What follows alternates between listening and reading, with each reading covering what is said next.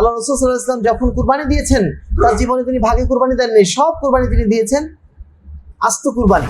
একটা সুন্নাত, একটা জায়েজ, দুইটা যদি পাশাপাশি আসে, একজন ইমানদার ব্যক্তির কাজ। কুরবানির ক্ষেত্রে আমাদের বাংলাদেশে দুটো বিষয়ে বারবার বিতর্ক আসে যে কুরবানি আমরা আস্ত কুরবানি দেব নাকি ভাগে কুরবানি দেব। ভাগে কুরবানি দেওয়ার বিষয়গুলো আলহামদুলিল্লাহ এখন অনেকটাই দূর হয়ে গেছে। আমরা আপনাদেরকে বারবার যেটা উৎসাহিত করার চেষ্টা করি সেটা হচ্ছে আমরা যেন একটা আস্ত কুরবানি দেওয়ার যেন পরিকল্পনা নেই।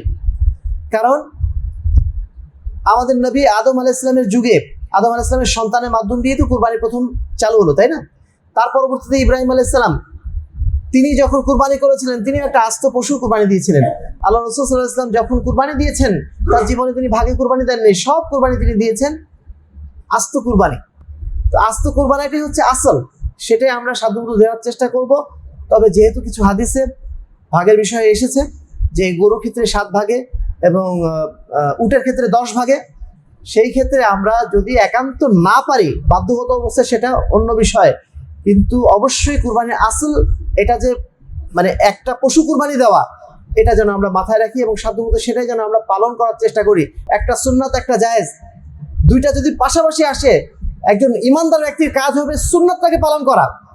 আপনি যদি মনে করেন আপনার 15,000 টাকা দিয়ে একটা গরুর ভাগ নিলাম, 15,000 টাকা দিয়ে গরুর ভাগ নিলাম, তার চেয়ে আপনি যদি 15,000 টাকা দিয়ে একটা আস্ত ছাগল কুরবানি দেন, একটা আস্ত জীবন আপনি দিতে পারলেন। কেন আপনি সুন্নাতটাকে অনুসরণ না করে জায়েজের বিষয় দিকে যাবেন?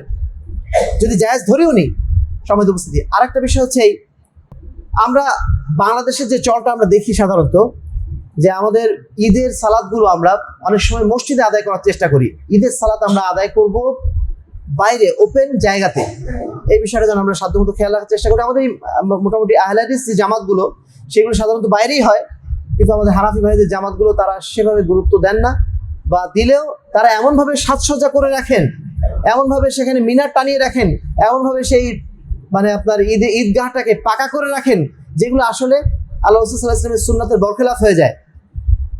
আমরা ওপেন জমিনে যাব, খোলা আসমানের নিচে দাঁড়িয়ে থাকব, একটা নিরাভরণ পরিবেশে আমরা সালাত আদায় করব। এর যে মজাটা আছে, এর মধ্যে যে তাকওয়াটা আছে, এর মধ্যে যে একটা সহজতা আছে, সেটা কিন্তু ওই রকম পরিবেশে নাই যেটা এখন আমাদের অন্যান্য ভাইরা করে থাকেন। তো আমরা সাধারণত চেষ্টা করব ফাঁকা মাঠে যেয়ে ঈদের সালাতটা আদায় করার জন্য। সমাজের উপস্থিতি, সর্বশেষ যে বিষয়টি বলতে চাইব, আমরা যে এতগুলো আমলের কথা বললাম, প্রায় 10টা আমলের কথা বললাম, যে আমরা এই জিলহজ মাসের 10টি দিন এই 10টা আমল আমরা করব। এই 10টি আমল করার মাধ্যম দিয়ে আসলে আমাদের লাভটা কি, কি জন্য আমরা এত আমলের কথা বলছি? এর মূল কারণটা হচ্ছে এই যে এই পৃথিবীতে আমাদের থাকার সময়টা খুবই সংক্ষিপ্ত। আমরা দুনিয়াতে আসলে থাকার জন্য আসি নাই, আমাদের মূল গন্তব্য হচ্ছে আখিরাত। সেখানে আমাদের স্থায়ী ঠিকানা। এই অস্থায়ী ঠিকানায় বসে থেকে আমরা স্থায়ী ঠিকানার সম্বল হাসিল করার জন্য চেষ্টা করে থাকি। আল্লাহ রাব্বুল আলামিন আমাদের বিশেষ করে মুসলিম উম্মার জন্য খুব কম সময় দুনিয়াতে রেখেছেন। আমরা সর্বোচ্চ 70 বছর 80 বছর বাঁচি, তারপর আমাদের জীবনটা শেষ হয়ে যায়। আহলে হাদিস আন্দোলন বাংলাদেশ।